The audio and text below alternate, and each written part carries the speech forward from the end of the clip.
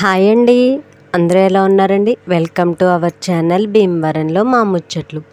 ఈరోజు వీడియోలో కస్టమర్ అయితే ఈ డిజైన్ పంపించారండి. దీన్ని డ్రా చేసుకుందాం. మనకి స్ట్రైట్గా కావాలంటే స్కేల్ తోటి ఒక స్ట్రైట్ లైన్ గీసుకోవాలి. క్రాస్గా కావాలి అనుకుంటే ముందుగా క్రాస్గా ఒక లైన్ గీసుకోవాలి.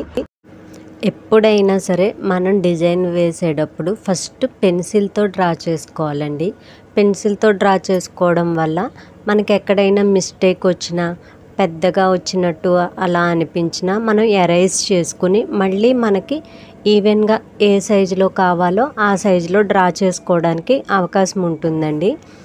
మనం ఇంతకుముందు వీడియోలో చెప్పాం, ఏదన్నా ఇమేజ్ ఉంటే ప్రింట్అవుట్ తీసేసుకోవచ్చు. అలా ప్రింట్ తీసేసుకున్నామని.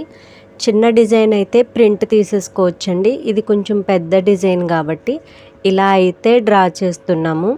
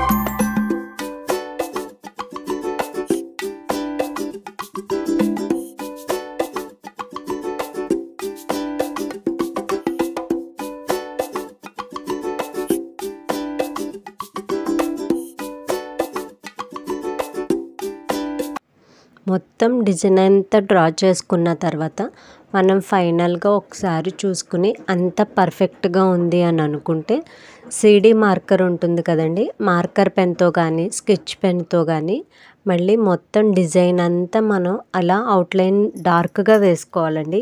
ఇలా డార్క్గా వేసుకోవడం వల్ల మనం శారీ మీద కానీ ట్రేస్ పేపర్ కానీ ట్రేస్ చేసుకోవడానికి ఈజీగా ఉంటుంది.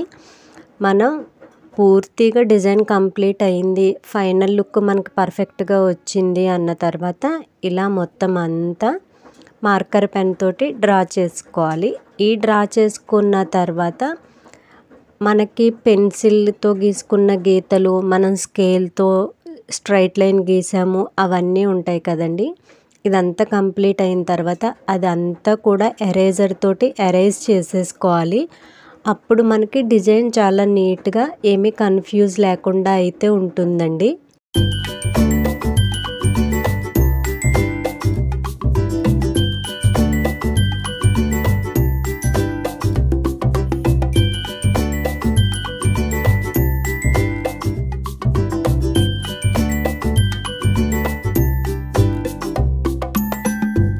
ఫైనల్గా అయితే మన డిజైన్ ఇలా కంప్లీట్ అయిందండి. దానికి కలరింగ్ చేస్తే ఇదిగోండి ఇలా వచ్చింది.